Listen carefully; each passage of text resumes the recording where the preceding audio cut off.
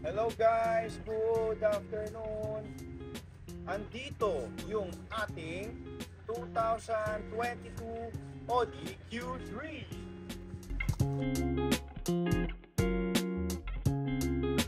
Guys, tignan niyo yung detail ba? Napakagwapo ang mukha. At lalong gumawa ako, naka JR7 auto dealer tayo ng van. Diba? Guys, ang masasabi ko lang dito, ang engine nito is only 1.4 liter turbo. Napakatipid. Nagkarga ako last week ng half tank lang, which is 4 bars. Ginamit ko ng 3 days. Bumawas ng isang bar. Napakatipid. Walang biro. Hindi ako nag-exage. This is coming from yours truly, Boy Bangus.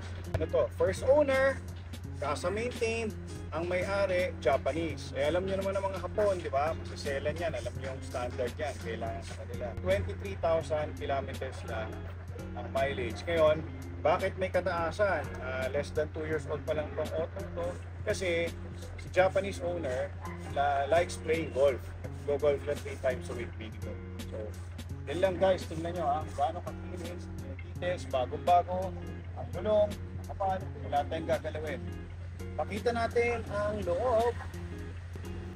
Guys, nandito na tayo sa loob ng ating bagong-bago Audi Q3. Guys, the usual, di ba? Favorite natin ang steering, napakaganda.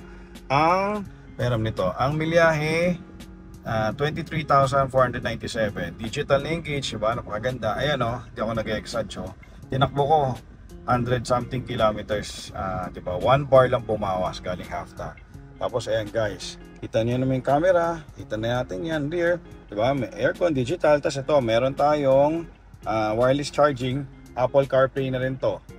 Yung details, di ba, lahat, ang kulay napakaganda, black siya, di ba? Tapos ito, brown, parang cognac in leather. Yun lang guys, maraming salamat ulit guys, napakainit na. Hydrate tayo pare, tapos stay healthy, syempre mag-exercise tayo. Kami ni Super Mama, mahilig kami mag-exercise, kaya bumili kami by the way ng parehong sapatos, twinning. Yun lang guys, maraming salamat, God bless!